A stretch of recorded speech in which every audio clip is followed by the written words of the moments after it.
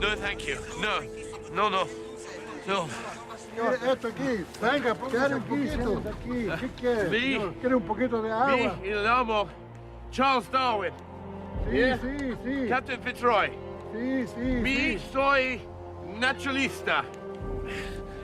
Hueso. Hueso, Bones, huesos. bones. Sí, hueso. Sí, sí. Hueso gigante. Gigante. Sí. Aquí, here. Señor, pase aquí están los huesos. Aquí están. Fitzroy. A flood washed down part of a bank of earth. Mi hijo le pegó con una piedra y le sacó los dientes. Por eso que se caí tan afuera. It was perfect, but the boys knocked out some of the teeth throwing stones at it. How much? Hijo, ¿Cuánto ¿cuánto costa? cuesta? Dice, Un rifle, señor, un rifle. I wonder why these creatures no longer exist. Perhaps the ark was too small to allow them entry and they perished in the flood. What is there to laugh at? Oh, nothing. Nothing. Do you mock me or the Bible? Oh, neither. What sort of clergyman will you be, Mr. Darwin?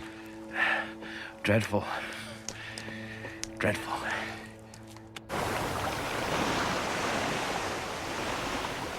And God said, let the waters bring forth abundantly the moving creature that hath life, and fowl that may fly above the earth in the open firmament of heaven. And God created great whales, and every living creature that moveth. Hello. Which the waters brought forth. What are you doing here? After their kind. Why such beauty when no one can see? And every winged fowl after his kind. You can't have been blown here. And God saw that it was good.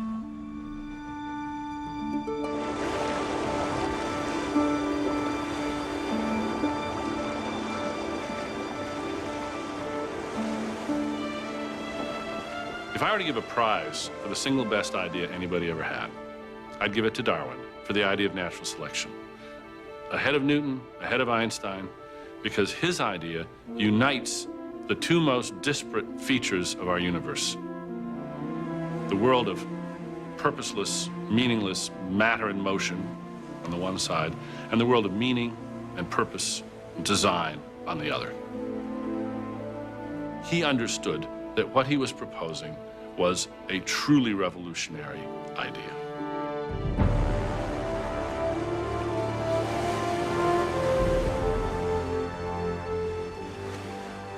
The Darwinian Revolution is about who we are. It's what we're made of. It's what our life means insofar as science can answer that question. So it, in many ways, was the singularly deepest and most discombobulating of all discoveries that science has ever made. In Darwin's day, the idea of evolution was regarded as highly unorthodox because it went against all of natural history in Great Britain. It jeopardized the standing of science. It did jeopardize the standing of a stable society, the Bible, and the church as well. Darwin kept his thoughts to himself for many years and agonized over the problem. If it ever got out that he was doing something that ran slap counter to established science, would ruin his career, ruin his reputation. He was a respectable man with a dangerous theory.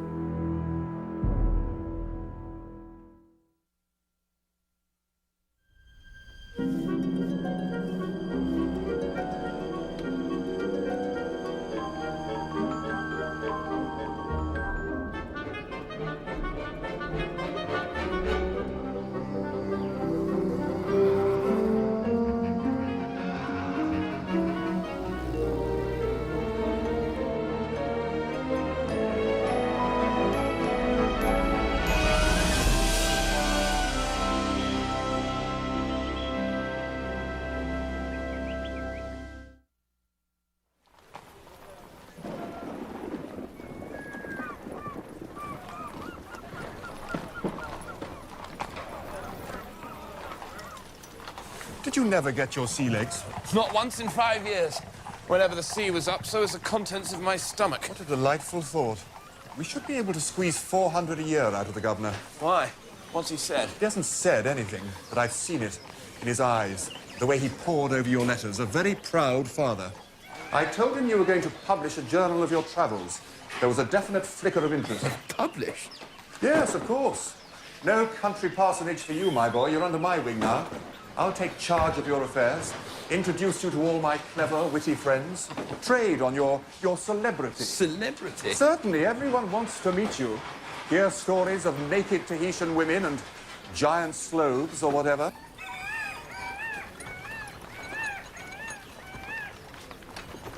Captain Fitzroy, this is my brother, Erasmus. Mr. Darwin. Captain. Good God. A man can collect a lot of rubbish in 5 years. It's a wonder you didn't sink the ship, Charles. Named, I take it, after your grandfather. Yes, and an uncle. Who drowned himself in the River Derwent. And are you a free thinker like him? I'm more of a free drinker, really.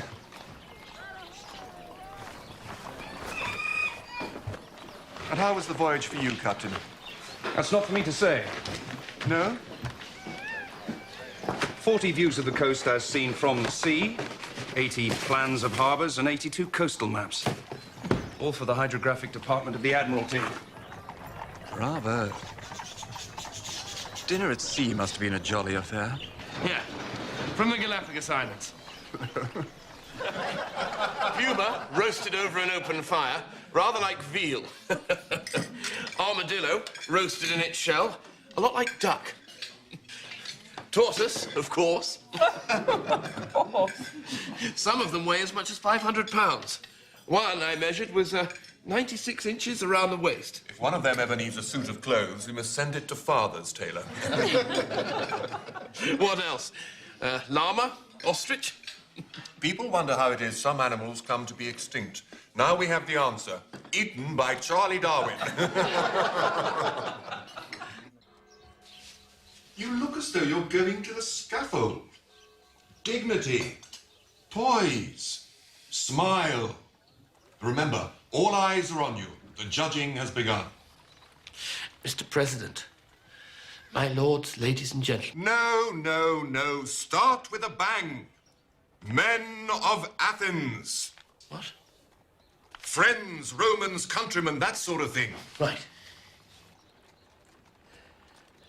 I can't do this. Yes, you can. You mustn't let the fact that every leading geologist in the land will be there put you off. Oh, God. And let me hear an interesting bit. There aren't any. The earthquake. Oh, stand still. And don't wave your arms around like that. Leave your tie alone. Don't squint. And speak up. The earthquake ran for 400 miles along the coast, accompanied by the simultaneous eruption of a line of volcanoes. We found fresh mussel beds lying above high tide. The shellfish all dead. The land had risen 8 feet. Mountains must be the product of thousands and thousands of such rises occurring again and again throughout history. Even at the very crest of the Andes, we found marine remains. The fossilized shells of creatures that once crawled about at the bottom of the sea, elevated nearly 14,000 feet above its level. Time, unimaginable tracts of time, is the key.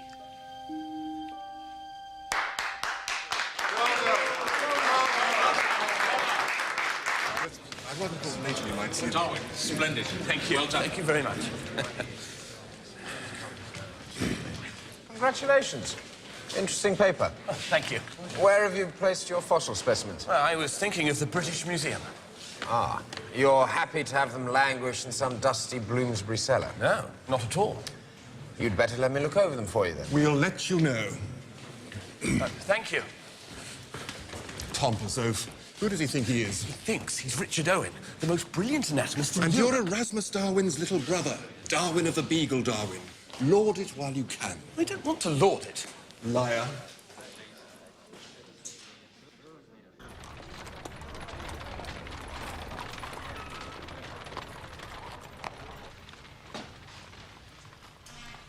What a brilliant red. Brighter than the actual plumage. I try to allow for the loss of colour that comes with death. And can you do this with my Galapagos birds?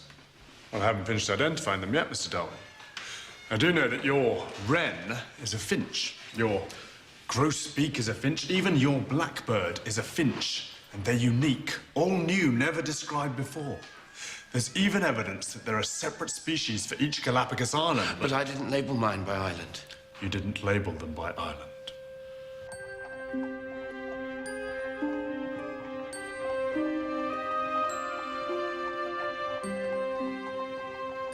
Why do you want them? Well, I told you. I failed to label mine by island. No, I mean, why are the birds I collected suddenly of such interest to you? Well, the vice-governor of the Galapagos told me he could identify which island a tortoise came from by its markings. Yes, small variations are possible from island to island, adaptations to climate and so on. Yes, but the islands all have the same climate. My expert, John Gould, tells me he's found different species of finches. What if these finches were blown to the Galapagos from South America and then began to change, adapt, if you will, become more and more different from their ancestors generation after generation? First into varieties, then into new species. Each new species marooned on its own island. What are you talking about? What if the finches were blown to the Galapagos? God put those creatures there. That makes no sense. Why would God put different birds on almost identical islands? I have no idea. It's not a question that requires an answer. Species were commanded into existence by God. They're perfect forms, and they've been perfect since the day of creation. It's divine law, God's will. I'll see to it that your expert receives my birds.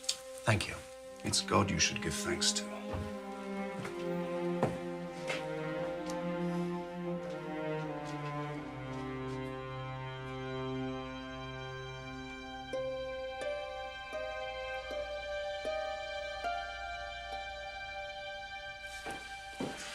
Come on. Tonight, and for one night only, ladies and gentlemen, a guided tour of Charles Darwin's boneyard. For goodness sake, and hurry up. Yes. This is a large, extinct llama-like creature. And this is a giant ground sloth, discovered by Mr. Darwin at Punta Alta. Lastly, The remains of Mr. Darwin's breakfast. this skull belongs to a huge rodent. A relative of the South American capybara. If that's the size of a rat, imagine how big the cats must have been. I have named it Toxodon.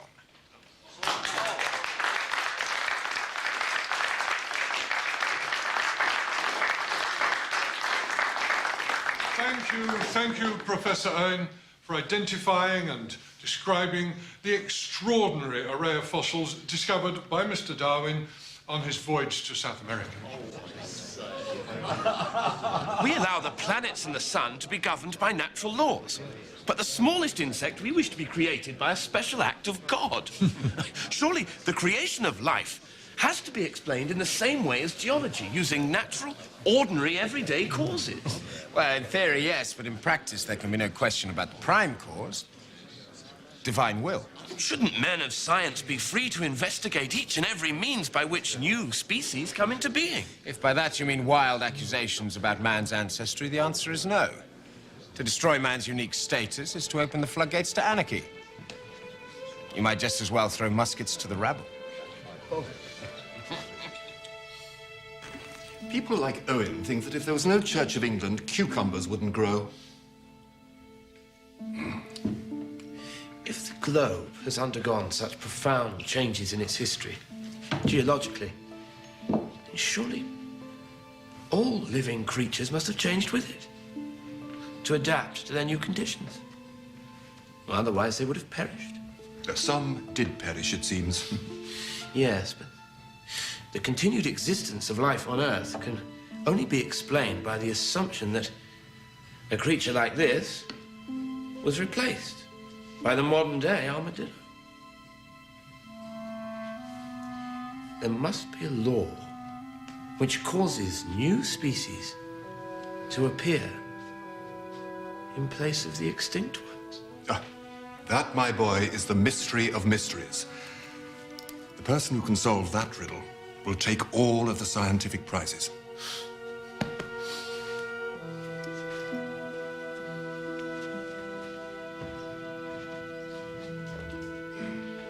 It's the variety of their beaks that's so amazing. They graduate perfectly in size. From this large, parrot-like beak, similar to a hawfinch, perfectly designed for cracking nuts, to this tiny warbler finch, fine as a chaffinch, to feed on insects. And they're all descended from this one. The common ground finch.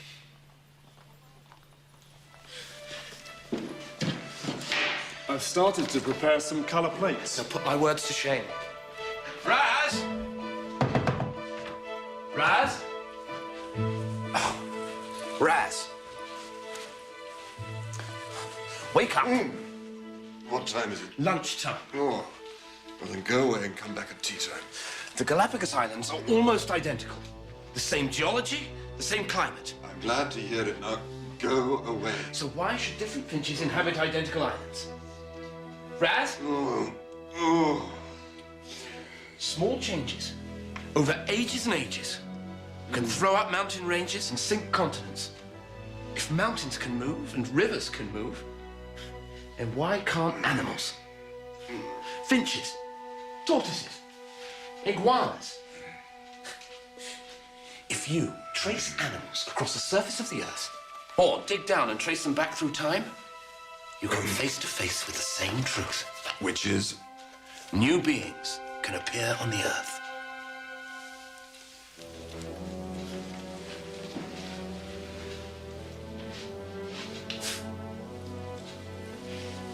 Perhaps everything is part of one ancestral chain. Man, mouse, armadillo.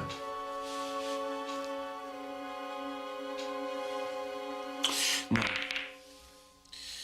It's nonsense to think of animals or man as climbing some ladder. To talk of one animal being higher than another. No. No. I think it's more like a tree. A tree of life.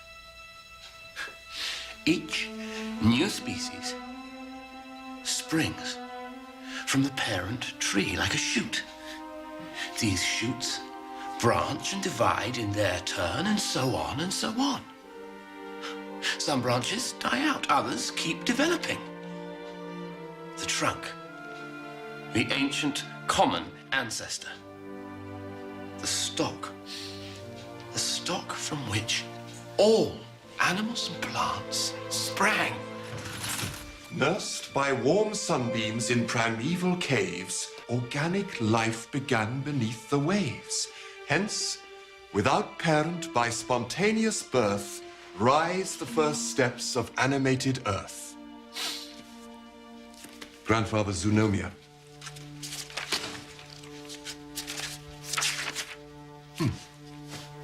Would it be too bold to imagine that all warm-blooded animals have arisen from one living filament?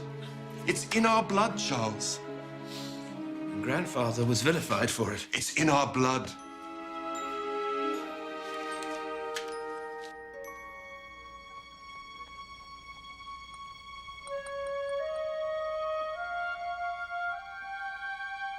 What Charles Darwin glimpsed over 150 years ago is now the bedrock of biology.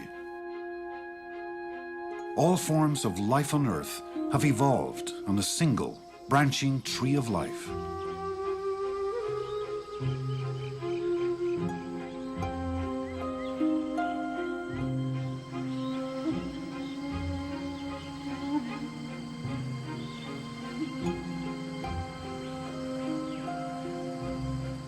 One of the most important ideas that Darwin had was that all living things on Earth were related. How can you realize that you are part of this single tree of life and not be fundamentally moved by that? It's something that stirs the soul. Following in Darwin's path, biologist Chris Schneider and his colleagues have come to South America, to a remote region of Ecuador near the base of the Andes Mountains. The rainforest may be home to more species of animals than anywhere else on Earth. Darwin had been awestruck by its endless variety of life. He wrote that he felt like a blind man being given sight, and that the sounds of the rainforest were like a great cathedral at evensong.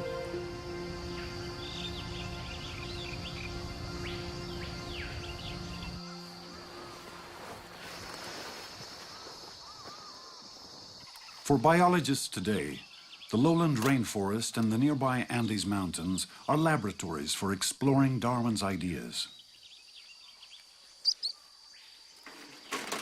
Shut up.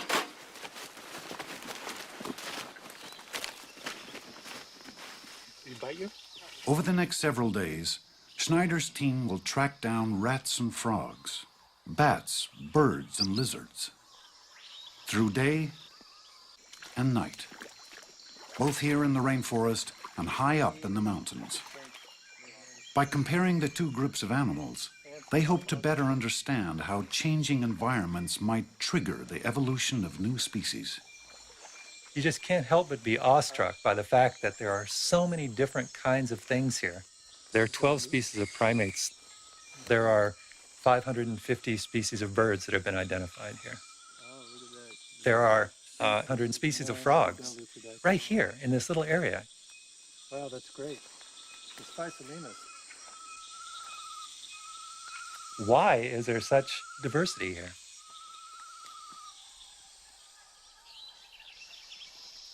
We've got plenty of stuff. Oh, we got some good stuff. We got a mind blower or two. Yeah. Did you? Yeah. I'll show you this one.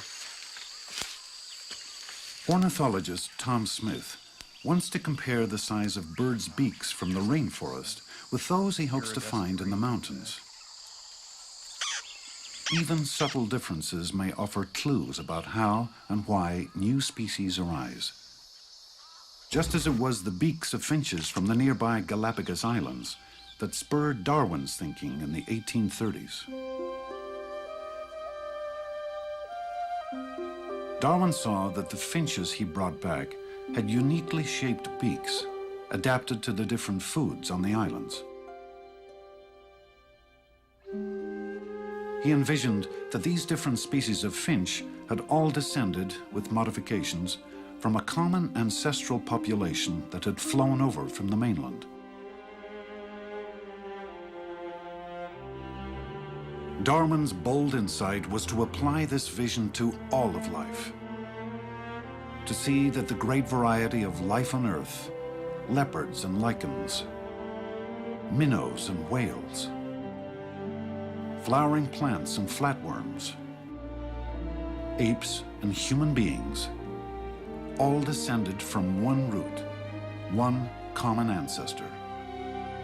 It was indeed another one of his radical proposals, not only to say that evolution happened, but that there was a root of common ancestry to everything that lived on this planet, including us. You could construe it in other ways that is, I like to say, are more user-friendly. You could have thought, well, God had several independent lineages, and they were all moving in certain preordained directions, which pleased his sense of how a uniform and harmonious world ought to be put together. And Darwin says, no, it's just history, all coming with descent, with modification from a single common ancestry. The key to Darwin's thought in every realm is that given enough time and innumerable small events, anything can take place by the laws of nature. So whether it's the raising of mountains or the evolution of new species, all of these things happen through time and change.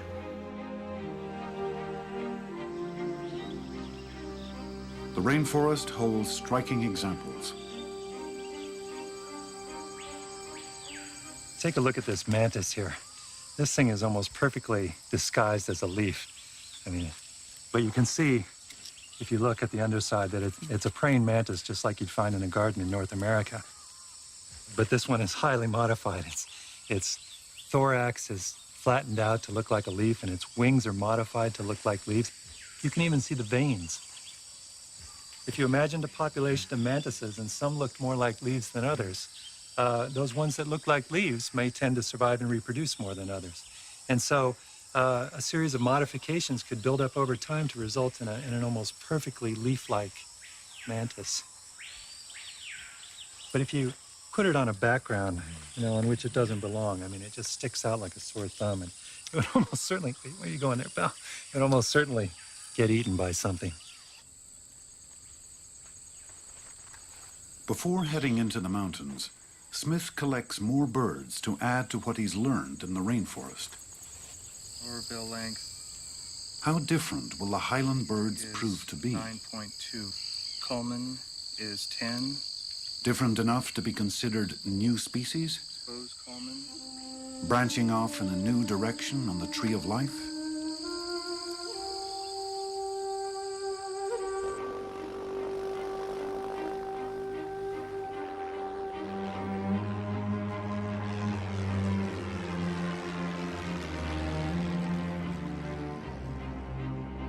When the Andes were uplifted, it created a whole variety of new habitats.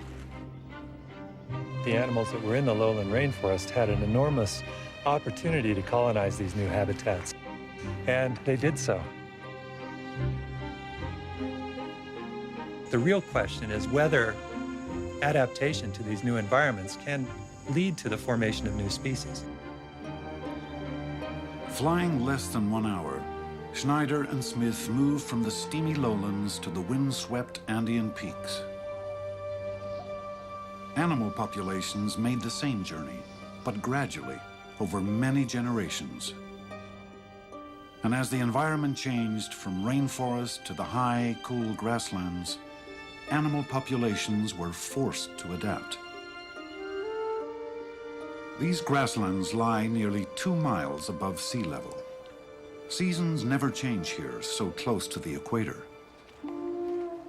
But it is said that winter visits every night. Temperatures often drop below freezing. Animals not well adapted will not survive.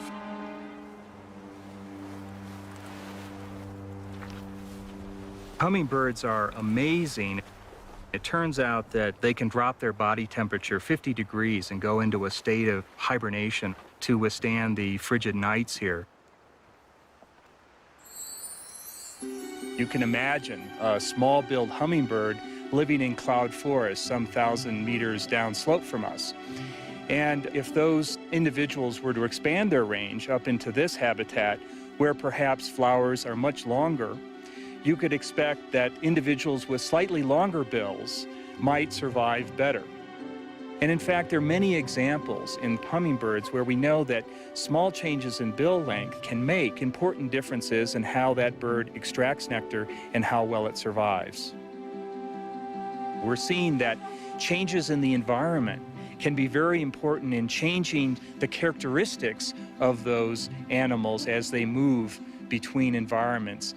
And we believe very strongly that, in many cases anyway, that this can be very important in the progression to new species. From one species of bird, the common ancestor, hummingbirds with beaks of different lengths evolve over many generations. And if these populations change so much that they can no longer reproduce with one another, they are considered separate species on the tree of life. Smith and Snyder want to see how closely related the highland birds are to the birds they examined in the lowland rainforest. Again, is that right? They compare color, beak length, wingspan, just as Darwin would have done. But they have another tool that Darwin never even dreamed of. Okay, that should be plenty. DNA. Darwin was convinced that traits were passed on from generation to generation, but he didn't understand how. We now know that the sequence of the 4 chemical building blocks of DNA determines the traits of all living things.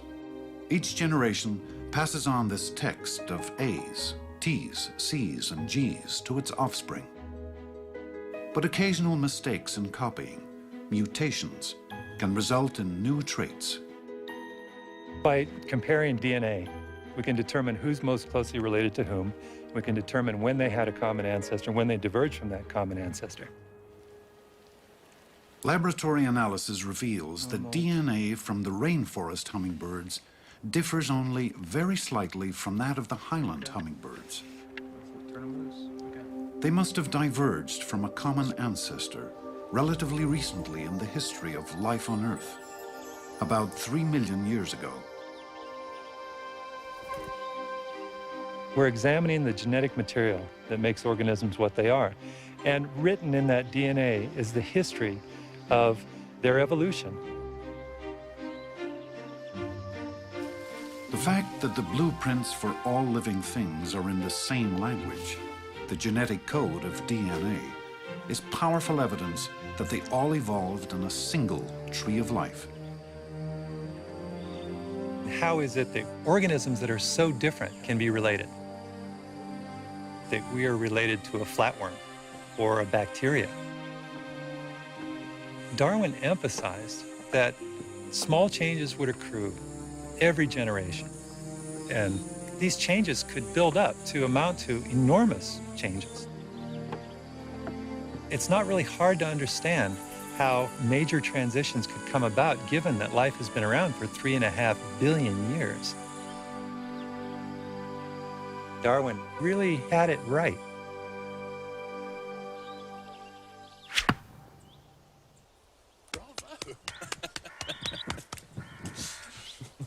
Come here, Squib. There we are. Well, Emma, you're a remarkably good shot. Hello, Parker. Miss Wedgwood? You've met my cousin, Mr. Darwin, before. Sir? He's fast, eh? Fastest in the county. You breed him yourself? I mated him with a bitch who was pretty swift. And how would you breed a fellow like Squib here? From the runts, I suppose. How dare you? Squib is quite as nice as any of your rotten dogs. It's true. It's from the runts and monsters that breeders can produce tailless cats. Or pygmies, like Squib. I'm not listening to any more of this. Take me back to the house at once and stop saying horrid things. From wolves to greyhounds. From bulldogs to fellows like Squib. In what? A matter of a few hundred years. I take it you don't find talk of dogs all that interesting. I can think of more interesting topics of conversation. Such as? The novels of Miss Austen. And what does she have to say about selective breeding? Nothing, as I recall. Ah, that's a great pity. Why shouldn't nature produce such differences? These different breeds of dog? Why should it? What would be the point? Survival. In nature, a little poppet like Squib, who was the smallest in her litter, would die.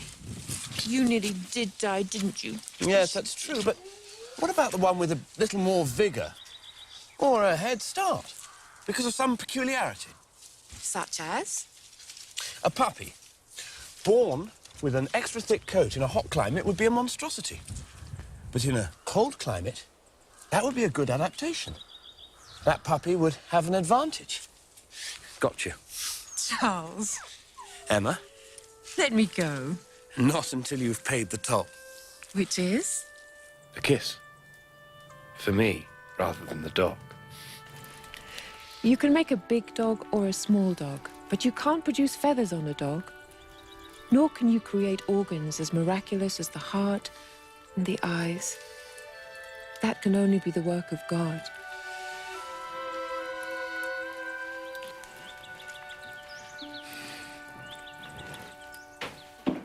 Hurry up.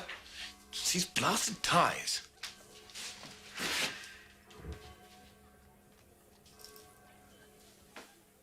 Marry? Not marry. Marry children, if it please God. Give me that. It's private. Nonsense. I'm your brother. You've no secrets from me. Yes, I do. I have secrets from everybody. Give it to me. Thank you, Garman.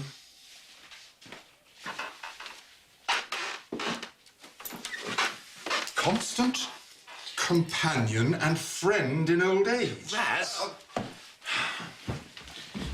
Object to be loved and played with better than a dog, anyhow. You old romantic. Well, it's intolerable to think of oneself spending one's life like a neuter bee, working, working, working. And all this is a response to your trip to Cousin Emma's? Not necessarily. Well, you don't know anyone else. No, it's true. Your collection won't be complete without that most interesting specimen in the whole series of vertebrate mammals. And why haven't you married, if it's such an enviable state? Oh, I'm too lazy to take on anything requiring as much effort as a wife and family. But you're the marrying kind.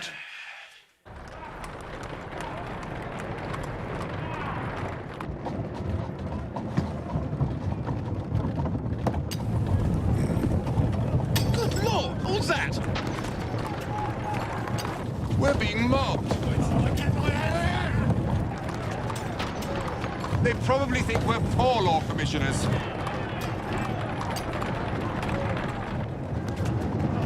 Why would they think that? It's enough that we're top-hatted toffs in a smart carriage and they're scavenging on rubbish heaps, starving to death. Too many people, not enough food. Thank God we'll always have food on our plates. Speaking of which, I think I'll have the turbot in the white sauce. Cabbage, sprout, cauliflower. All bred from the same ancestor. Cabbage, the leaves. Sprouts, the side buds. Cauliflower, the flower head. All monstrously enlarged.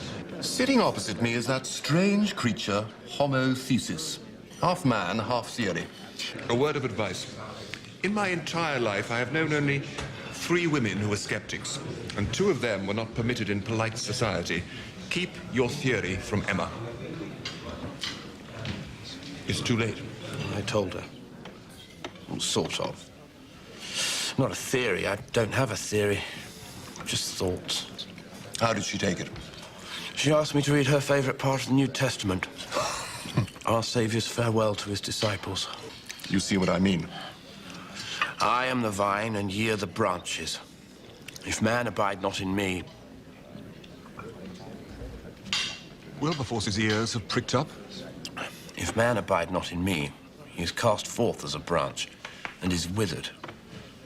And men shall gather them, and they shall be cast into the fire, and they are burned.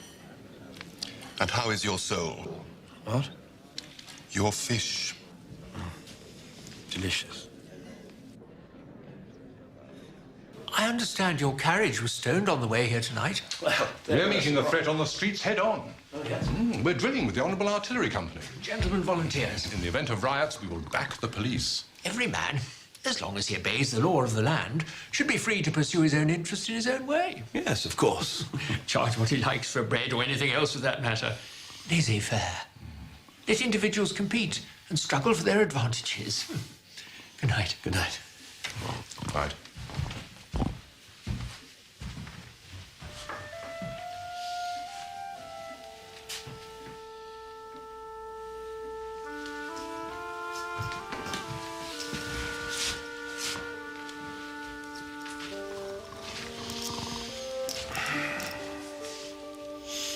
Whenever I can't sleep, I reach for Malthus. Or as I prefer to think of him, the Reverend T.R. Morpheus. Still warm. 2 brandies. Yes, sir. The natural tendency of mankind is to reproduce. Humans can double their numbers every 25 years. But they don't. A struggle for resources slows growth, and death and disease, war and famine check the population. I know the argument. Yes, but don't you see exactly the same struggle takes place throughout nature? I don't know why I didn't make the connection before. Why are we not overrun with insects and frogs? Well, given the rate at which they reproduce, the number of eggs produced by each and every female. Nature's broom sweeps away the ugly ducklings, the runts. Yes, but it's not that simple. It's not that simple. Sometimes it's the ugly ducklings that are better adapted to the situations of life. They have longer legs and can run faster. They have bigger beaks that can crack harder nuts and seeds in harsh winters. They survive, have more offspring. Nature selects them to pass on their traits to future generations. And where do we fit in? Well, the sun does not revolve around the earth. Nature does not revolve around man. Man must fall into nature's cauldron. He's no deity, no exception. Once you accept that species can pass into one another, the whole fabric totters and falls. They'll burn you at the stake for this. Yes. But now you have a theory. So I said, don't come down the ladder, Mother. I've taken it away. Good evening.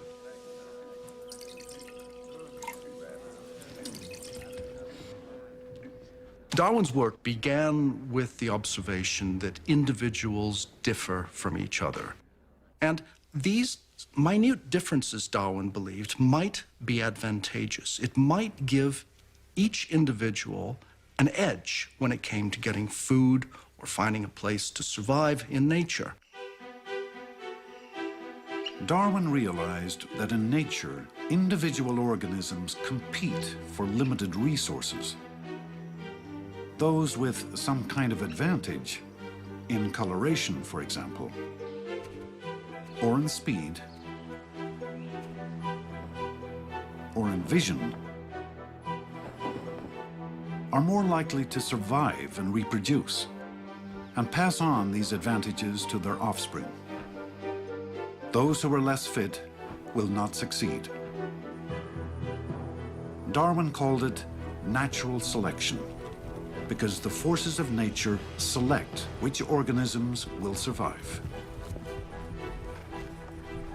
The survivors will be those whose variation fortuitously adapts them better to changing local environments. And then because they pass on those traits to their offspring, the population changes. That's natural selection. That's all it is. It's not a principle of progress. It's just a principle of local adaptation. You don't make better creatures in any cosmic sense. You make creatures that are better suited to the changing climates of their local habitats. That's it. Darwin couldn't actually see natural selection acting in real time. But today, scientists can, by observing the evolution of HIV, the virus that causes AIDS. Jeff Gustafson has been infected with HIV for over a decade. He takes a host of medications, but to little avail. The virus keeps adapting, evolving into new strains that evade the drugs. There's a pervasive feeling that all you have to do is take your medicine and you'll be okay, and that really isn't the case. You know, HIV has the capacity to evolve no matter what you give it. There are 19 HIV drugs on the market today, and of those 19, I've already been through 14 of them.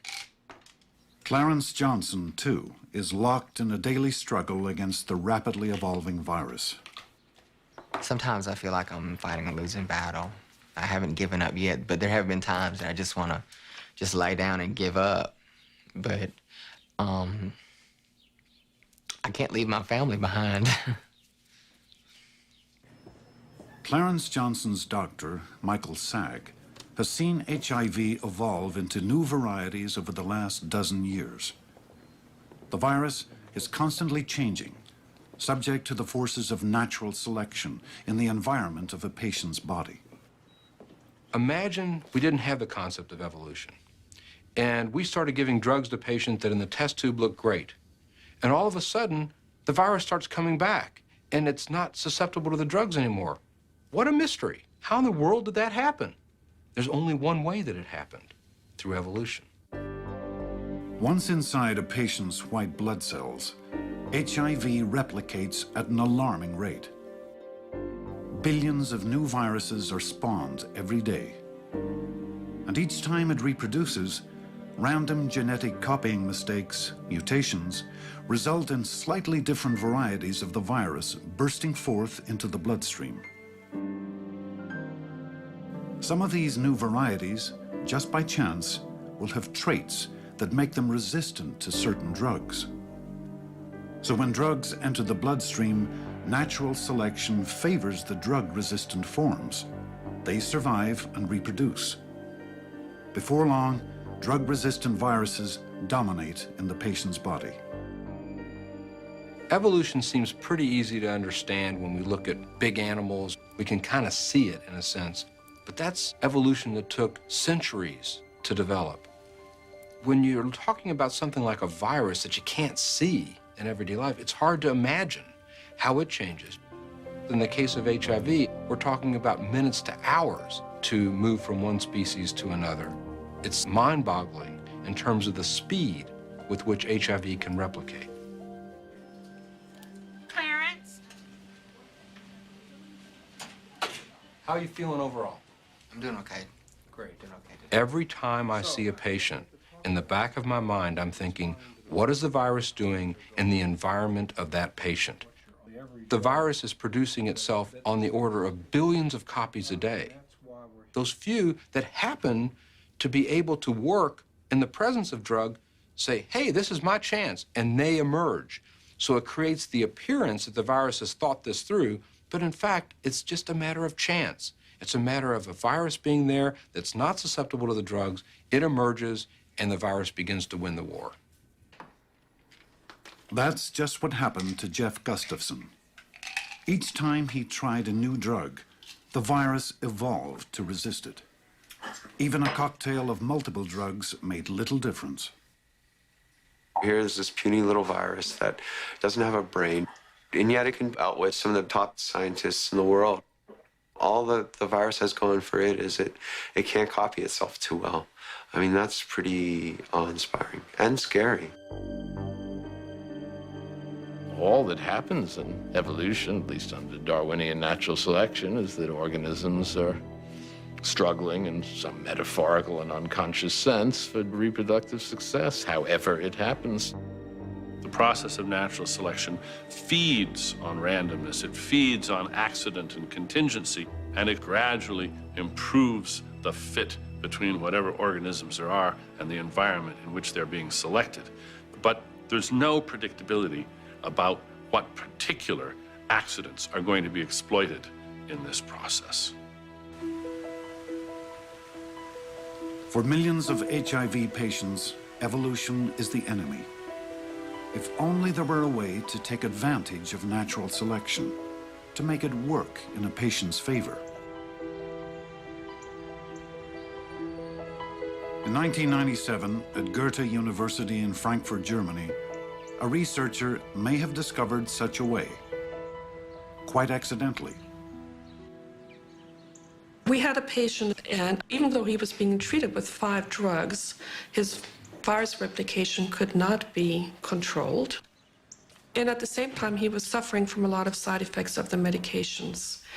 So at that point, he asked his physician if it wouldn't make sense to just stop taking the drugs for a while, since he was really having nothing much from them other than the toxicities he was experiencing. After 3 months off drugs, the patient's virus population was tested for drug resistance. Dr. Miller could not believe the results. At first, I thought a mistake had happened because the lab that did the resistance test was not able to detect any resistance whatsoever in this virus population. We sent a second sample, and this result was confirmed. Within a matter of 3 months, his virus population had changed completely from being resistant to every single drug to appearing to be susceptible to every single drug that we currently have. Here's what had happened. With drugs present in the patient's bloodstream, only the drug-resistant strains of the virus could replicate. But some of the non-resistant virus, the wild type, still lingered in the white blood cells. When the patient stopped taking drugs, the environment changed, and the wild type came back. It replicated extremely rapidly, and soon outnumbered the drug-resistant strains. In Darwinian terms, the wild-type virus was more fit in this drug-free environment. Dr. Miller's findings have led to a new experimental treatment strategy. Take a patient off drugs for a time. And if the virus reverts to the non-resistant wild type, hit it hard with a combination of drugs. Clarence. Hey, Dr. Zach. How are you? Doing fine. How are you doing? Good to see you. So, the concept of a treatment interruption is a new strategy that we might be able to apply in Clarence's case, but we just got to make sure that we aren't putting him at too much risk if we choose that route.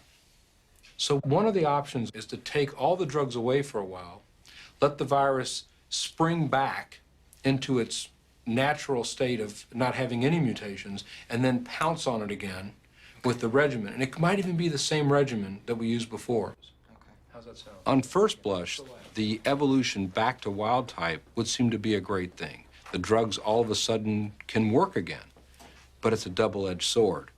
As the virus goes back to wild type, it becomes more dangerous for the host. It's a much more effective killer of cells. And so we have to find a way to balance those two things out. Jeff Gustafson is also beginning a treatment interruption, despite the risks. I feel like I've played all the cards that I have in my hand with the medicines that are available.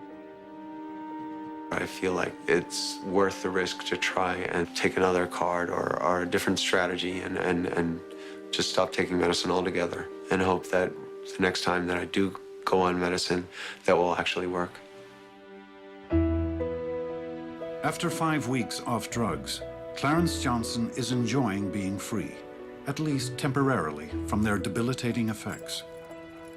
If the wild-type virus is staging a comeback, it doesn't yet appear to be affecting his immune system. We took a bit of a gamble. I think so far, it's paid off.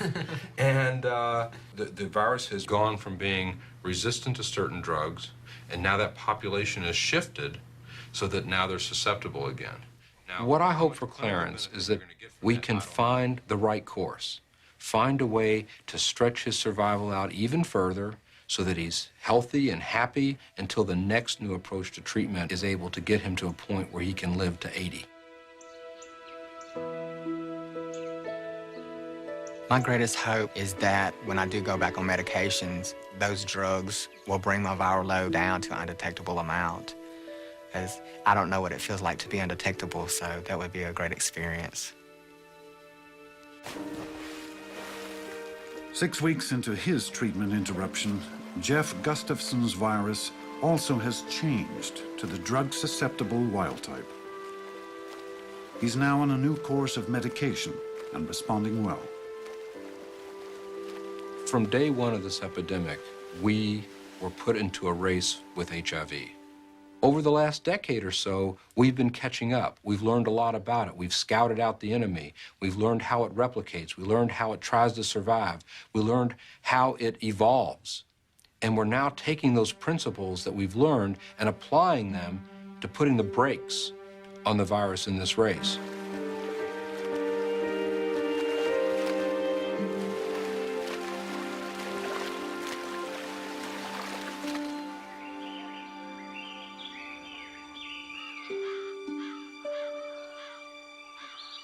Towards me, to me past no, that. The angle needs to be more acute. More acute. Well, let's see if it works. And open.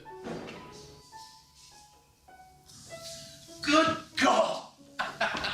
Raz! What a horrible shot! Thought I'd surprise you. Welcome to Down House. When is the moat to be dug? When the drawbridge is in place. Were you trying to keep out, Charlie? Everyone, especially you. Raz, what a wonderful surprise. My dear, what a journey. It's not far. Nature abhors a journey of 16 miles, almost as much as a vacuum. Hello, Annie. Manny's tea. And a 1, and a 2, and a 3, and off you go. I've thought of a new name for the village. Oh, yes? Down in the mouth. If you speak, I can find you really easily. How's your work progressing? Well, I sent the manuscript off to be copied. I've no idea what I'm going to do with it when it comes back. Everyone, be quiet. Are we glad we're not blind? If you're blind, you can't see the sky Or or the the flowers. Or anything else for that matter. I can get in here any time I want. Well, go on then. Yes, we feel sorry for moles, don't we? Moles don't need to be able to see because they live underground. That's why their eyes have got smaller and smaller and smaller. And owls have got bigger and bigger. I can't play. Everyone's talking about eyes all the time. Oh, William! You going to talk to William, hmm? Come on. Go on, Brodie. William! She'll soon talk him round. She has the knack. You look pale. My stomach rejects food. I'm not strong anymore. I'll never achieve anything in science now. What rot. You're coming back to London with me.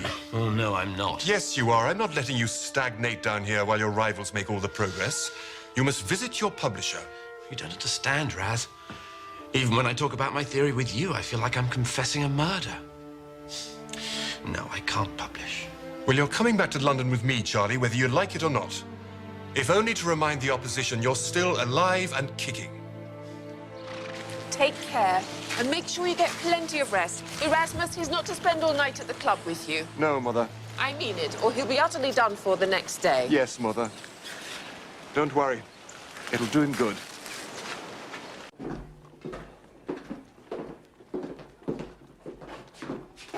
Come on. Your sloth awaits you, sir.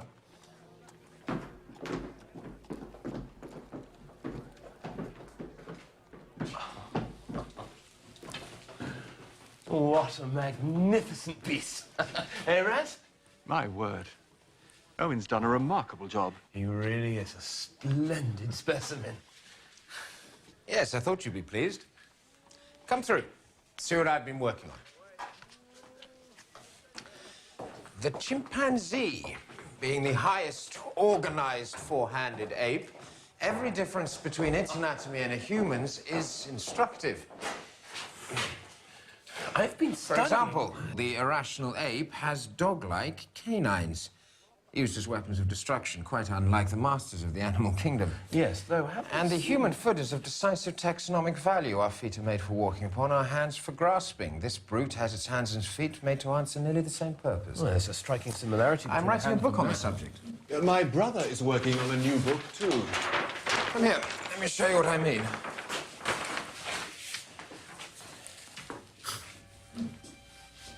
All the same pattern. The bone structure in the hands and feet are all nearly identical. The blueprint, if you will, that existed first in the creator's mind. Of that, there can be no doubt. Utter tosh. The similarity of structure indicates one thing and one thing only. An ancient common ancestor. Real flesh and blood parents. Why didn't you say so then? You must publish your ideas, if only to establish your priority. What's holding you back?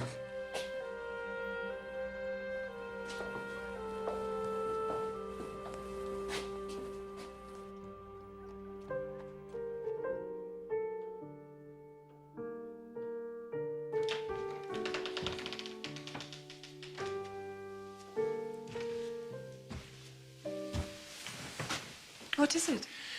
I've completed a sketch of my species theory. I believe it's a considerable step in science. If anything should happen to me, What do you mean?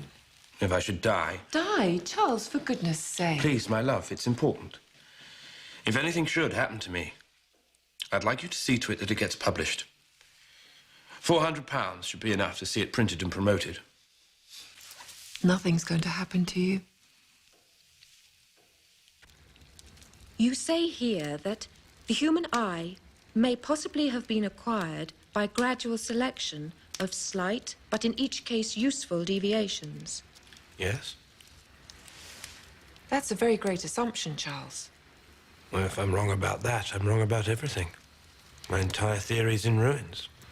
Can your theory account for the way my eyes and ears and hands and heart combine to reproduce the sounds that Chopin heard in his head? Isn't that a God-given gift?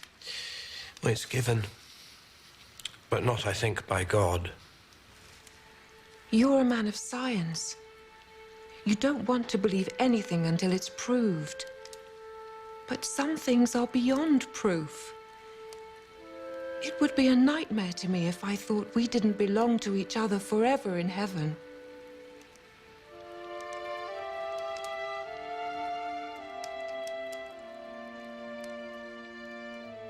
Emma was a sincere believer in the Christian plan of salvation, and that those who trusted in Jesus and his resurrection from the dead would spend eternity in heaven. She saw that her husband's speculations about the origins of species and of humanity would jeopardize the Christian plan of salvation. God was being made remote in her husband's universe. Now, if nature by itself, unaided by God, could make an eye, then what else couldn't nature do? Nature could do anything. It could make everything. In Darwin's day, the very existence of an organ of extreme perfection like the eye was taken by many as proof of God, as proof of a designer. How else could all of the intricate organs and substructures of the eye have come together in just the right way to make vision so possible and so perfect? But it turns out the eye isn't exactly perfect after all. In fact, the eye contains profound optical imperfections, and those imperfections are proof, in a sense, of the evolutionary ancestry of the eye. Eyes are imperfect because evolution does not create things the way a designer or an artist does. Natural selection simply favors random changes that make an organism more fit to survive. And imperfections in design often result from evolution's constant tinkering. One such imperfection proved traumatic for artist Valerie Young. We had just come home from a party, and I saw a lot of lights flashing inside my eye, especially on the outside edge of the right eye. And I thought we may be in trouble here. And it took me a while to really see that this was coming from inside my eye. Luckily, my husband was with me because I wouldn't have been able to drive to the hospital. So my vision was pretty obscured. The only way I can describe it is like a jellyfish with lots of little bubbles in it. And it just kept turning and floating in front of my eyes. Valerie had a retinal tear, not an uncommon problem due to the way human eyes evolved from light-sensing patches of brain tissue in our ancient ancestors. In the human embryo, eyes develop from bulges in the brain's neural tube that pinch in to form cavities. This top layer, the retina, which tore in Valerie Young's eye, contains cells that collect light. It rests against a second, darker layer that lines the back of the eye, but the two layers are not attached to one another. And when the jelly that fills the eye liquefies as we age, it can cause the retina to tear. The jelly can then seep into the space underneath, leading to a retinal detachment and, in some cases, blindness. When Valerie Young came in, her floaters were an immediate clue that she could have a retinal tear. We were able to successfully apply laser treatment in the office that day to seal it off, like applying sandbags around something, to wall it off so that the vitreous jelly would not get in the break and detach her retina. Valerie Young's retinal tear is just one example of imperfections in the design of human eyes. Another occurs because nerve cells and blood vessels evolved to lie in front of the retina, where they interfere with its ability to form sharp images. It's like trying to take a picture through a foggy piece of glass. And the optic nerve itself evolved to connect to the brain through a hole in the retina. So the eyes of all vertebrates have a small blind spot, right near the middle of the visual field.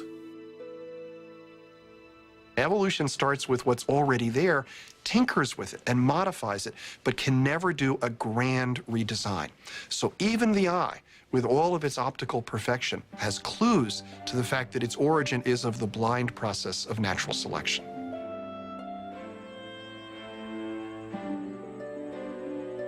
Darwin believed that what he called an organ of extreme complexity, like the eye, could evolve by small steps, given enough time.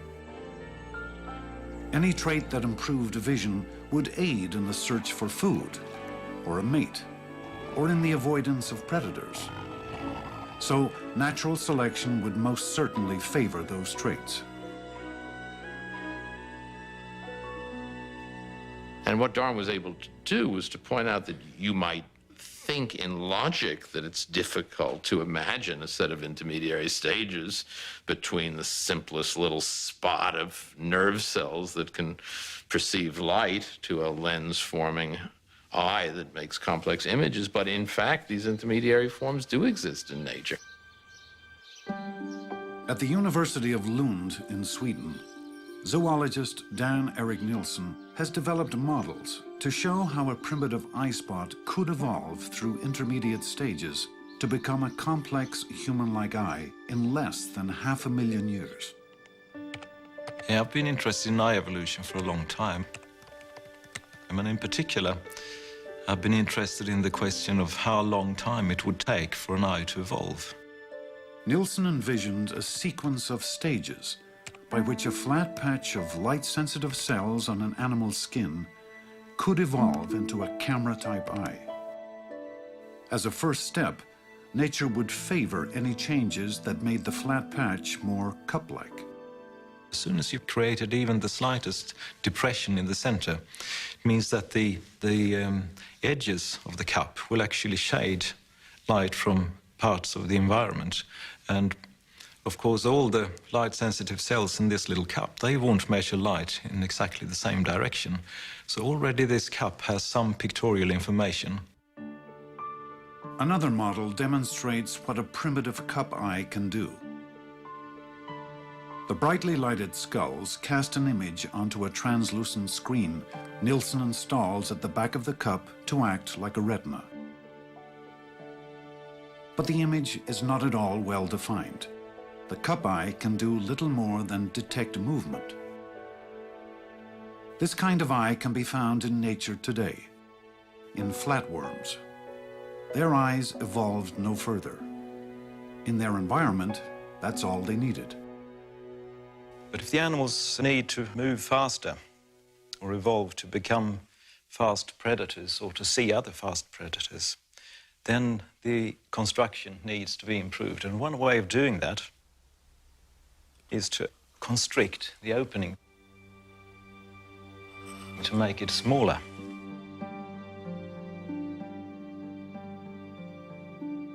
That's just what happened to creatures like the chambered nautilus. Over thousands of generations, natural selection favored those with slightly more constricted eye openings, which focus light more sharply. This worked well, up to a point. Since this strategy of making a sharp image also has the drawback of creating a very dim image, it's not very popular in the animal kingdom. And there is an alternative solution, which has become very popular in the animal kingdom, the solution that we use in our own eyes, and that is to put in a lens. Nilsson's model lens uses 2 thin layers of clear plastic. He can inject water in between them to make the plastic windows bulge out like a convex lens. This mimics what natural selection might have done over a few 100,000 generations, favoring animals with a rounded, transparent layer in their eyes that cause light to be focused more sharply on the retina. So we can make it gradually from no lens at all and just continue to inject more water, making the lenses bulge more and more, and the image becomes gradually sharper and sharper. So we can go all the way gradually in very small steps from a simple pigment cup eye, which has barely got the ability to determine the direction of a light source, all the way to a complete camera type eye of the same type as we have ourselves. And that is really exactly the way eye evolution must proceed.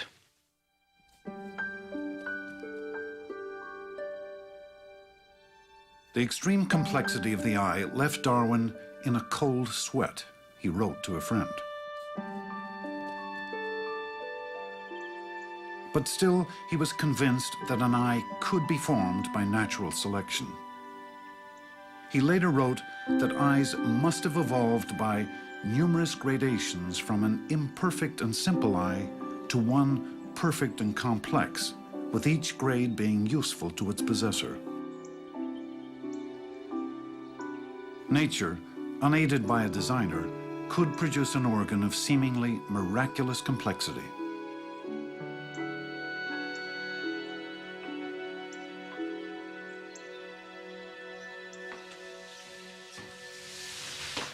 What a horrid smell.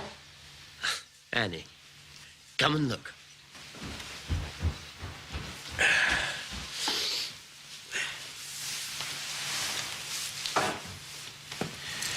When I first started looking, I thought lots of the barnacles had tiny parasites.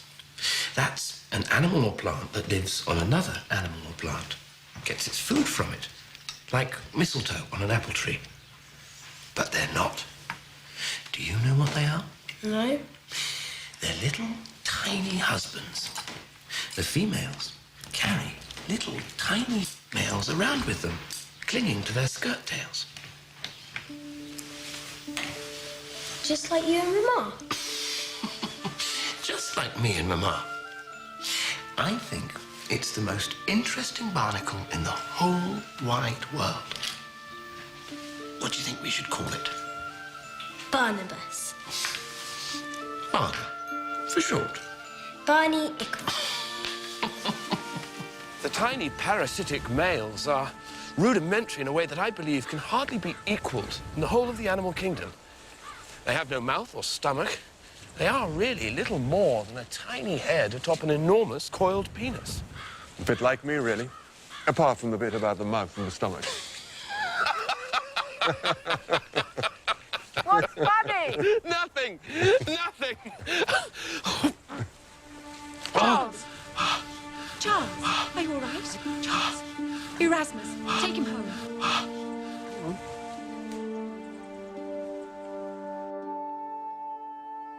Why must you work so hard at your horrid little mollusks? Oh. They're not horrid little mollusks. They're horrid little crustaceans. And I have horrid pigeons and horrid worms, too. They're providing the evidence I need for my theory. Oh. I don't have the right to publish the idea unless I have the evidence. We must do something about you.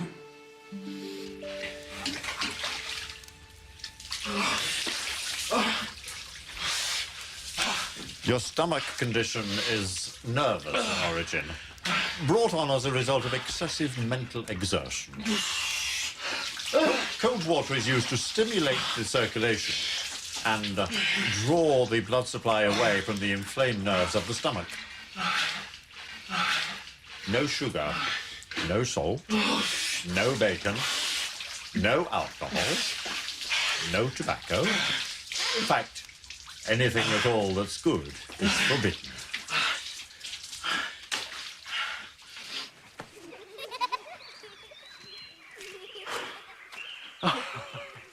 I don't know how or why, but I feel so much better. I look around me, and I don't care two hoots how any of this came to be created.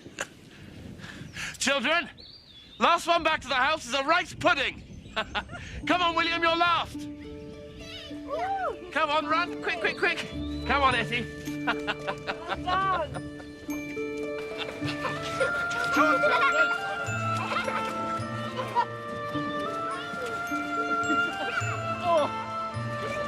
Annie! Annie, you won!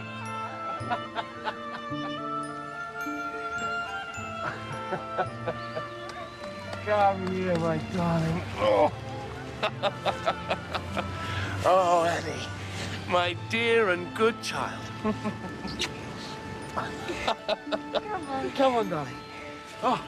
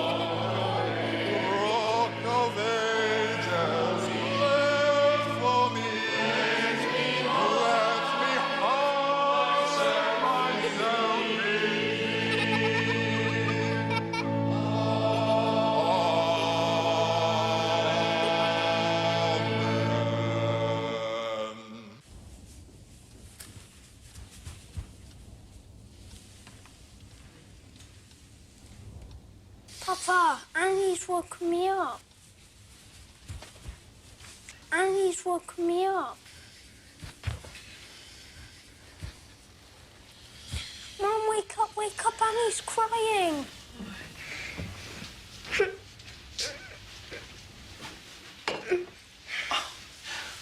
What's the matter, my darling? What's wrong? Does your head hurt? Ah, there's no fever. Does it hurt here?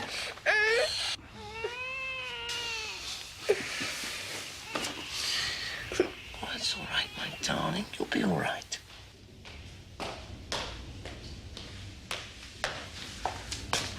The doctor's coming.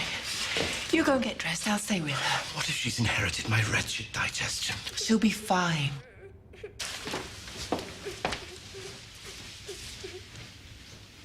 Poor dear.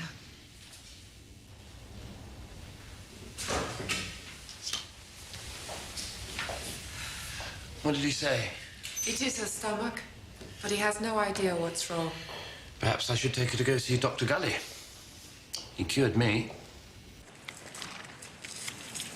You'll be back soon, and Papa will look after you. Soon there's going to be a new baby, and I shall need your help. Say goodbye to Etty now.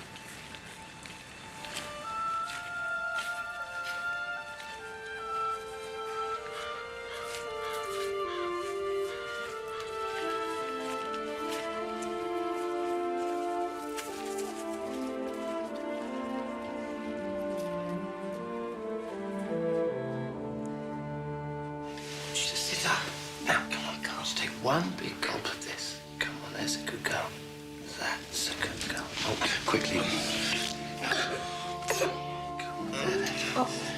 Come on, darling, lie back. Lie back. That's a good girl.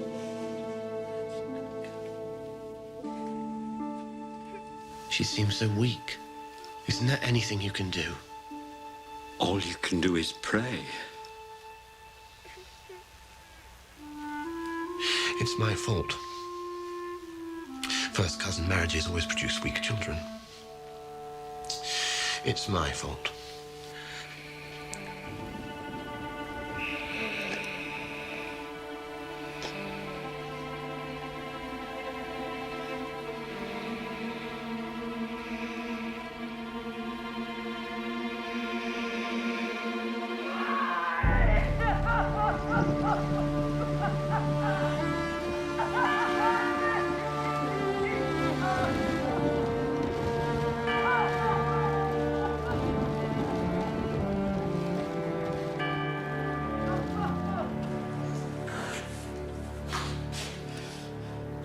cause of death as bilious fever with a typhoid character. The Lord gives, and the Lord takes away. Please, don't.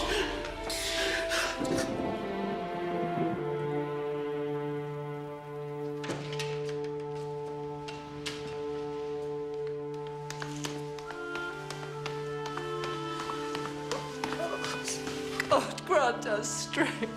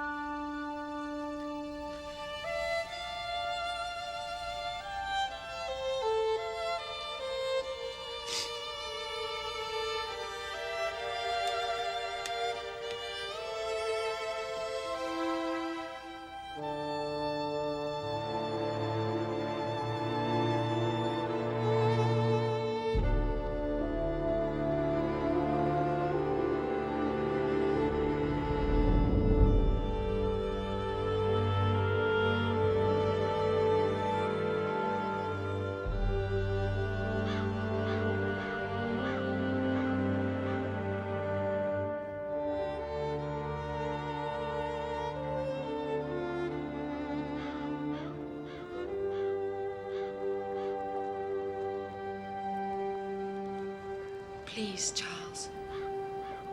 Please. Come along, children.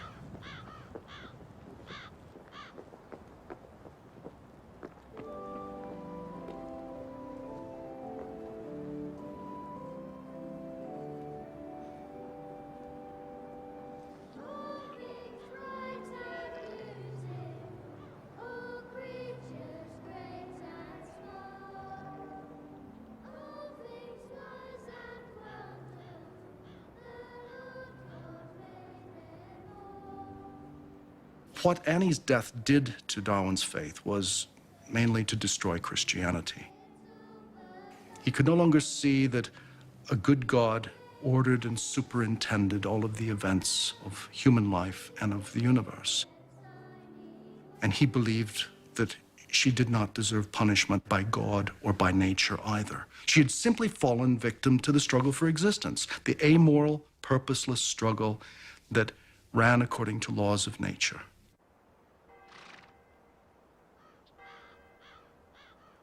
Darwin certainly didn't think that evolution spoke either for or against the unprovable existence of God or a form of God. He didn't desire to cast disparagement on anyone's religious convictions. He regarded it as a private matter which he was never able to hold with conventional zeal following the tragedy of his life.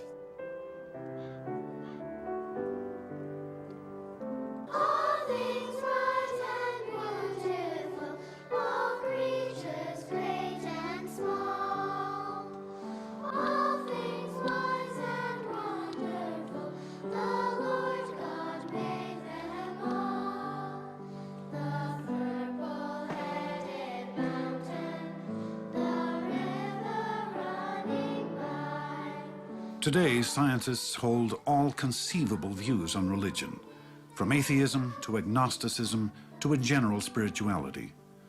And many, like biologist Ken Miller, adhere to very traditional beliefs. I'm an Orthodox Catholic, and I'm an Orthodox Darwinist. My idea of God is a supreme being who acts in concert with the principles and the ideas that Darwin explained to us about the origin of species. My students often ask me, you say you believe in God. Well, what kind of God? Is it a fashionable New Age God, a pyramid power kind of God? Do you think, like some scientists do, that God is the sum total of the laws of physics? And I shake those off and say that my religious belief is entirely conventional. Our Father, who art in heaven, hallowed be thy name. Thy kingdom. It surprises students very often that anyone could say that that kind of very traditional, conventional religious belief could be compatible with evolution. But it is. The peace and unity of your kingdom where you live forever and ever. Amen. I find this absolutely wonderful consistency with what I understand about the universe from science and what I understand about the universe from faith. Tennessee's premier morning radio talk show, the Halloran Hilton Hill Morning Show on News Talk 99, WNOX AM/FM, Loudon, Knoxville. 12 past the hour of 6 o'clock. It's my pleasure to welcome to the broadcast this morning Dr. Kenneth Miller. He's a professor of biology at Brown University. His book is entitled Finding Darwin's God, a scientist's search for common ground between God and evolution. He's in town tonight. But let me ask you this. As a cellular biologist, when in your experience are you studying something or reading something or doing some research, when do you come to the point where you go, that's God? As an experimental scientist, I don't find God in the insufficiency of science to explain things. In other words, I don't find God in ignorance. I don't find God because we say, well, we can't explain that. That must be something that God's doing. But what did God do? Did he just create some kind of primordial soup and say, go? Well, a long time ago, people were sufficiently unknowing of how things worked in the natural world to see when the sun moved across the sky, they imagined that God had to push that sun across the sky. And gradually, we began to realize that the world works according to physical laws. Science investigated those laws. So what room is there for God in present-day life? Well, I think if you ask people who are believers, how does God act? They would say he acts in a variety of ways. He answers our prayers. He inspires us. No doubt there are events that take place that are part of what some people might call God's plan. And what I would suggest is if you look back in Earth's history, if God is working today in concert with the laws of nature, with physical laws and so forth, he probably worked in concert with them in the past. In a sense, he's the guy who made up the rules of the game, and he manages to act within those rules. For Miller and millions of followers of all major religions, notions of God and evolution are fully compatible. But not everyone agrees. When we replace the traditional idea of God, the creator, with the idea of the process of natural selection doing the creating, the creation is as wonderful as it ever was. All that great design work had to be done. It just wasn't done by an individual. It was done by this huge process distributed over billions of years. God created man in his image. In the image of God, he created him. Male and female, he created them. Whereas people used to think of meaning coming from on high and being ordained from the top down. Now we have Darwin saying, no, all of this design can happen, all of this purpose can emerge from the bottom up without any direction at all. And that's a very unsettling thought for many people. In Darwin's day, science and politics and religion were all of a piece when you talked about the origins of life and of species. Astronomy could go along pretty well because it testified to the wisdom and power of God in holding the planets in place. But the idea of evolution or transmutation, people said with a snarl, put in jeopardy the whole established social order. What is in this big book of his, do you think? Transmutation. Another Darwin blotting God out of creation. We want to support your scheme for a museum of natural history. Some people see it as rash, extravagant, grandiose. If it's grand, it's because it should house as wide a display as possible. But we need your help in return. It is up to you, as the country's leading anatomist and paleontologist, to prove man's superiority. We won't have street ruffians tout man's monkey origin in Her Majesty's museums. You can rely on me, Bishop Wilberforce. The human brain differs markedly from that of all other mammals. In man, not only do the cerebral hemispheres overlap the olfactory lobes and the cerebellum, but they extend in advance of the one and farther back than the other. Their posterior development is so marked that I have assigned to that part the character of a third lobe, peculiar to Homo sapiens, the hippocampus minor. Peculiar mental faculties are associated with this highest form of brain, and I am led, therefore, to regard man not merely as representative of a distinct subclass, but as the inhabitant of one reserved for him alone. The human brain is in itself proof of man's moral and religious faculties. Such are the powers with which we, and we alone, are gifted.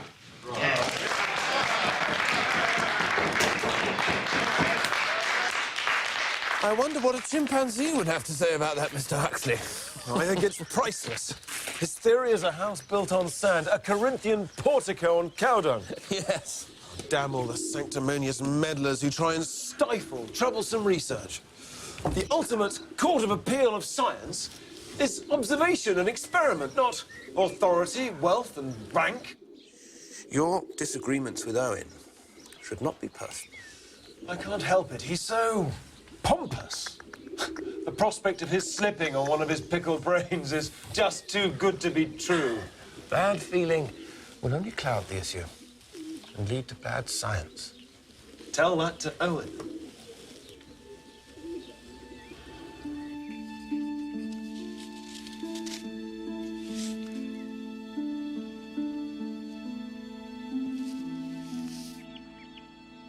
Huxley's saying in public what you think in private.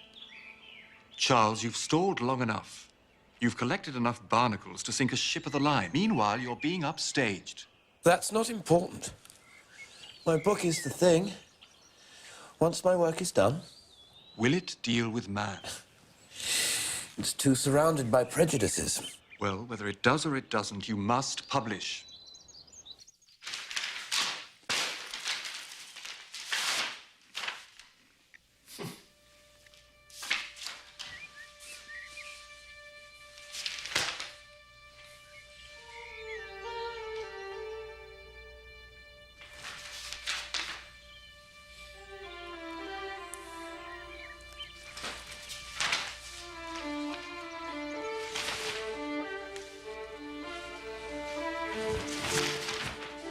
Oh, my God. Raz. What is it?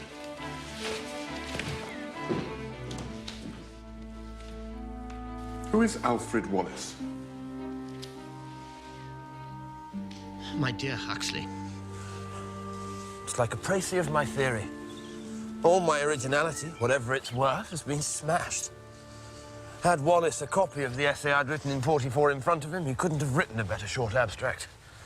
Variations being pushed further and further from parent species by a struggle for existence, overpopulation. It's all there. Is your book ready for publication? Publish? How can I publish honorably? I'd sooner burn the blasted thing than have him or anyone else think that I behaved in a paltry spirit. Then publish a joint paper, excerpts from your work along with Wallace's essay. And then you must prepare a manuscript for publication. Who knows, it may all be for the best. At last, we'll finally get to learn your views in full.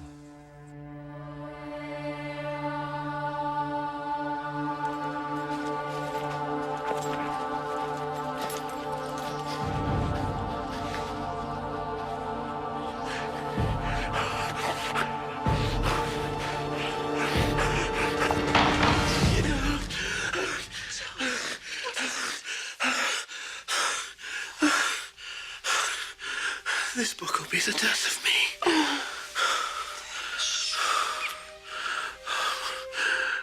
What a miserable wretch I'd be without you near me.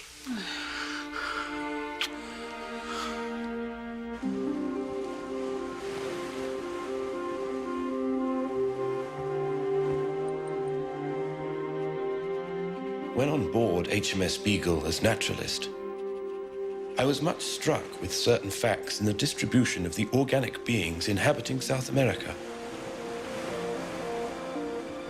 and in the geological relations of the present to the past inhabitants of that continent.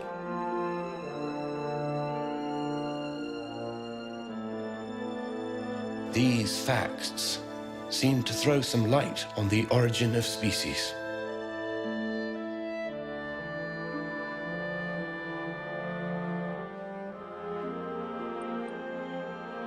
That mystery of mysteries.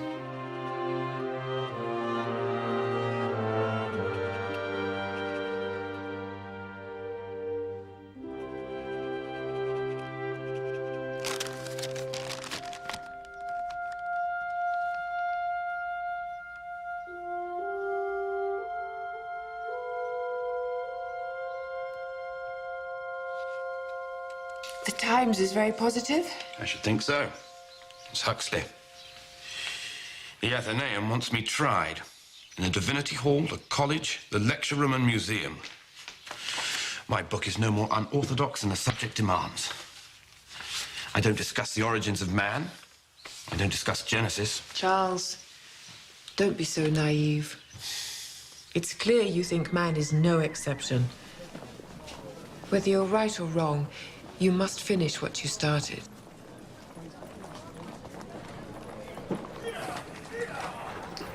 Darwin! Darwin! Ah, Owen! How dare you? How dare you paint me as a reactionary? Oh, I didn't paint you as a reactionary. Put my name with the defenders of immutability.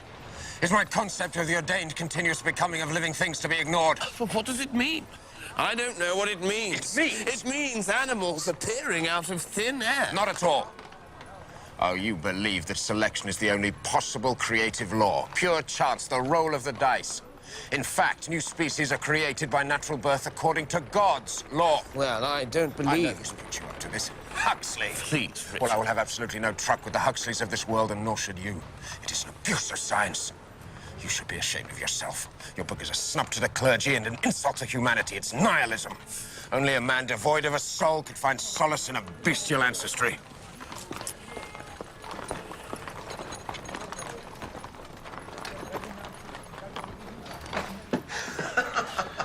Well, it's as respectable to be modified monkey as modified dirt. Huxley, please. No, I think it's splendid. Old ladies of both sexes say it's a dangerous book. Splendid. Don't worry. I'll deal with him. I'm sharpening my beak and claws in readiness.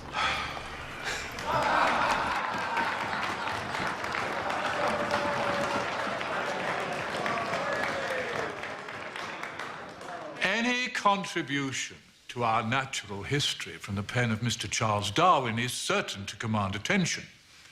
His latest publication, The Origin of Species, is manifestly regarded by him as the opus upon which his future fame is to rest. Mr. Darwin claims that every living thing, every fish, plant, fungus, fly, elephant, man, turnip, are all equally the lineal descendants of the same common ancestor. Such a notion is absolutely incompatible with the Word of God. Man was made in the image of God and redeemed by the eternal Son.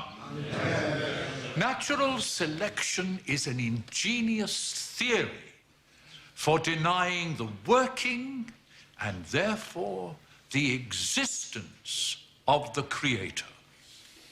In fact, the human brain differs markedly from that of all other mammals. Unfortunately, my Lord Bishop, you have been misinformed.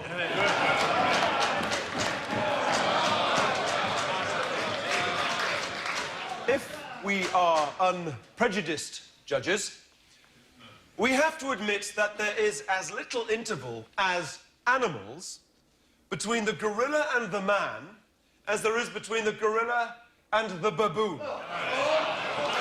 It is speech alone and not some spiritual gift that makes man a reasonable being.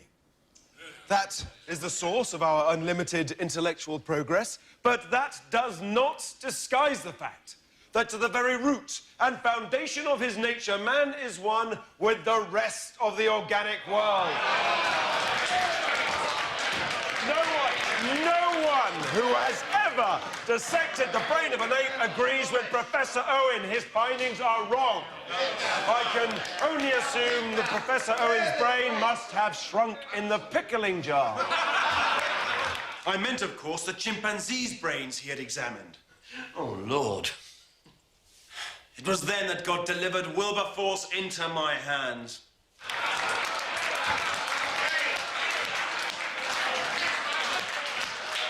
I wonder, Mr. Huxley, is it through your grandfather or your grandmother that you claim descent from an ape?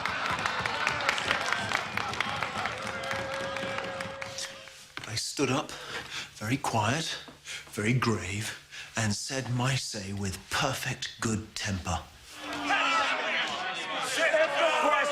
If the question is put to me, would I rather have a miserable ape for a grandfather, or a man, highly intelligent, possessed of great means of influence, and yet who employed these faculties and that influence for the mere purpose of introducing ridicule into a grave scientific discussion?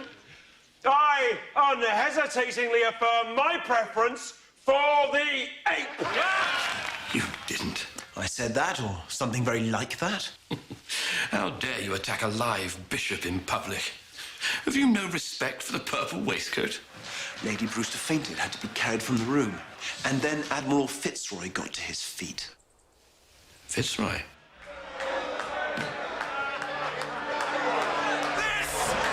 Believe in this!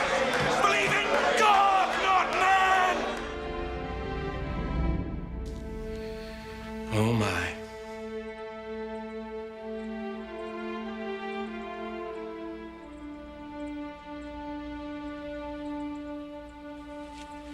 We'll probably never know the truth. Well, the truth, Charles, is in your book. It's the most interesting thing I've ever read. The reasoning is so entirely satisfactory to me that if the facts don't fit, then, well, so much the worse for the facts. The sheikhs. Time I was naturally selected.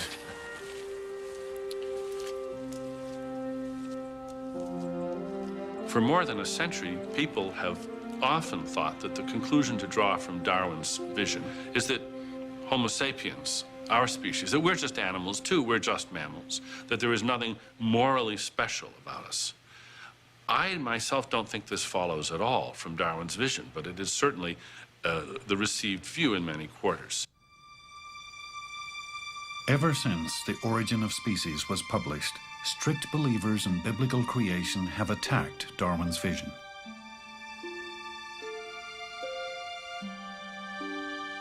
Their concerns aren't only about the science of evolution. At stake, many believe, is nothing less than the human soul. To suggest that animals and plants and us, humans, came into being in a natural law-like way, in the way the planets move, was to put in jeopardy the human soul. And the human soul is the crux of the matter. Because if we are not different from animals, if we don't live forever in heaven or in hell, then why should we behave other than like animals in this life? In the 19th century, in Darwin's time, it was audacious to claim that humans and chimps were closely related. There wasn't that much scientific evidence. But since that time, the evidence has become strong. First, we saw the fossil record appear. Evidence of human ancestors that had ape-like features established the plausibility of the idea that humans and chimps had common ancestors. And then in the last 20 years, we've seen the emergence of a whole new type of data that's established the close relationship between chimps and humans.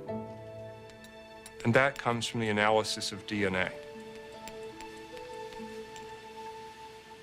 This is DNA. We've got DNA, chimps have got DNA, bacteria have got DNA, petunias have got DNA, crabs have got DNA. Every living animal, plant, fish, frog has got DNA.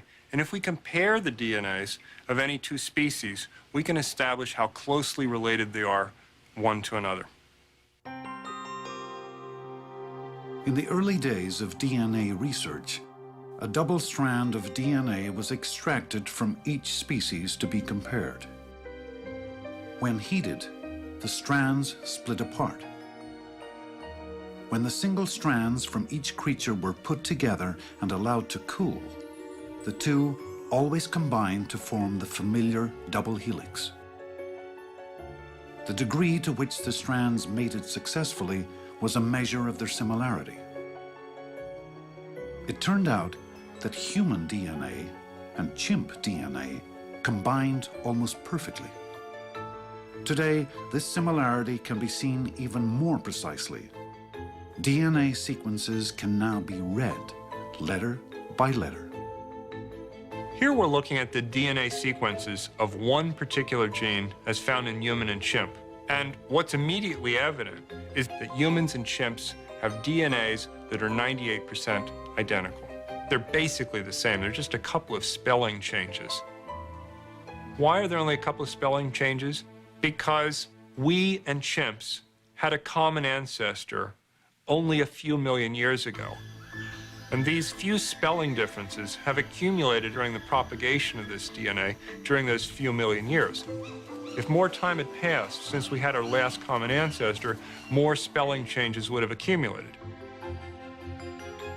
If the same gene from a rat is compared, many more spelling differences are seen.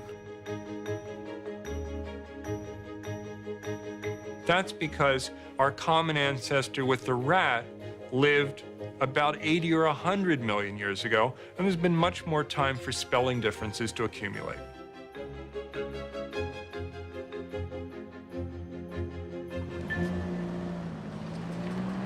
Chimpanzees and humans are made from blueprints that are 98% the same.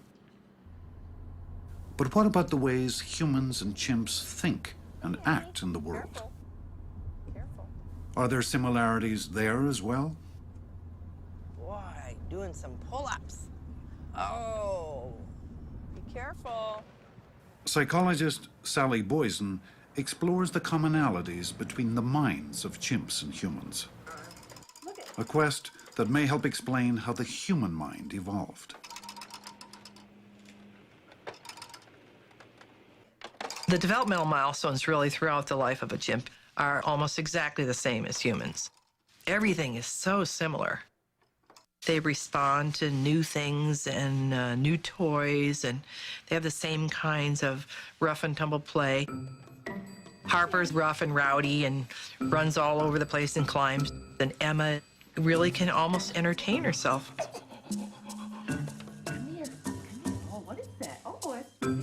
One of the things that our work allows us to see is that chimpanzees can acquire very sophisticated, complex cognitive skills, like learning to count, which they normally wouldn't learn in the wild. 1, 2, 3, 4, 5. Ooh. Yet, they have the requisite neural capacity to do that. Where did that come from? Okay, Sheep, we're going to do another turn now. Here we go. One of those. Ooh, and a malted milk ball. Can you tell me the answer to this with the blue and the brown? Show me, yeah. Go ahead.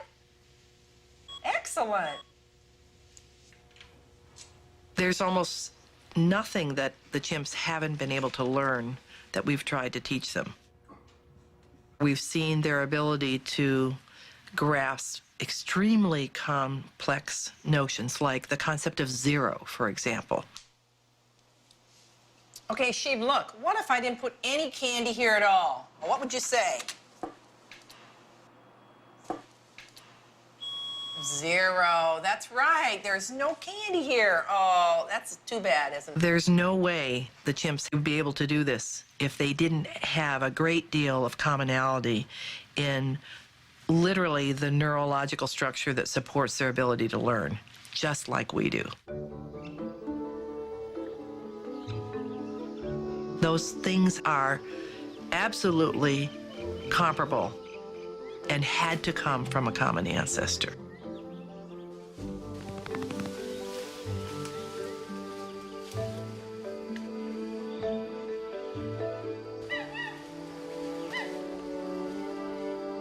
The similarities that we have with our primate relatives are extraordinary. We share so much of our DNA, we share so much of our morphology, we even share our blood types. But for all of those similarities, there are striking differences.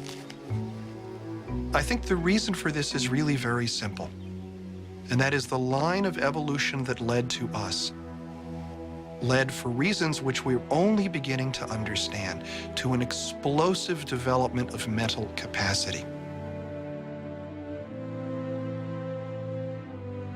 And what clearly happened is that natural selection favored the evolution of organisms that could communicate, that could manipulate symbols, and could construct language.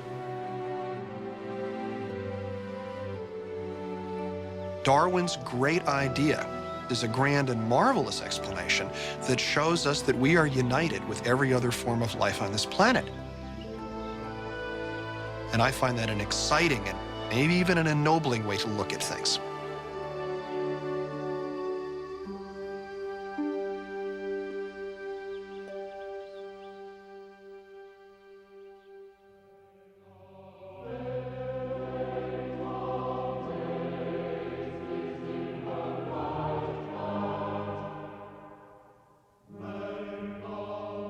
Darwin died in April 1882 at the age of 73.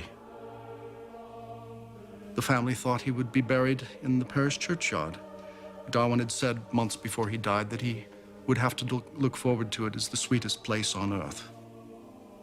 It was not to be.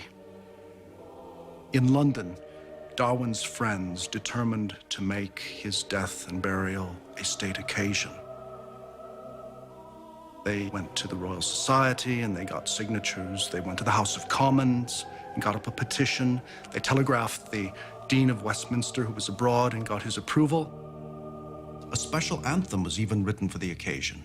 And on the 26th of April, a week after the death, Darwin's body was borne mightily in procession down the aisle of Westminster Abbey to be interred in the shadow of the grave of Sir Isaac Newton.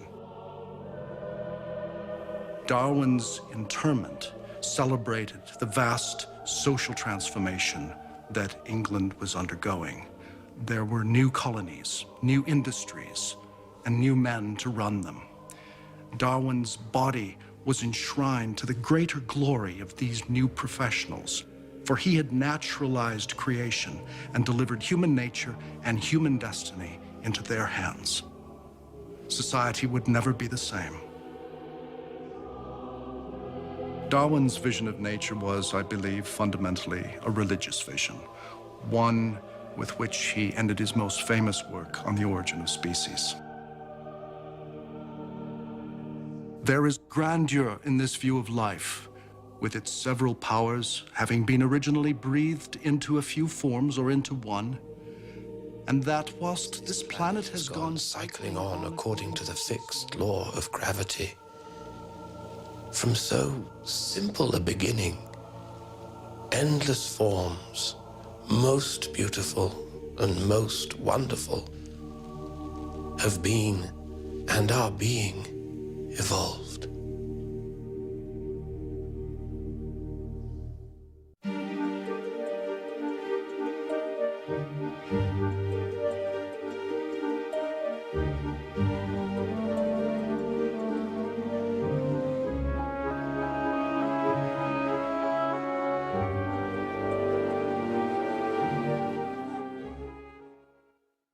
Continue the journey into where we're from and where we're going at the Evolution website. Visit www.pbs.org.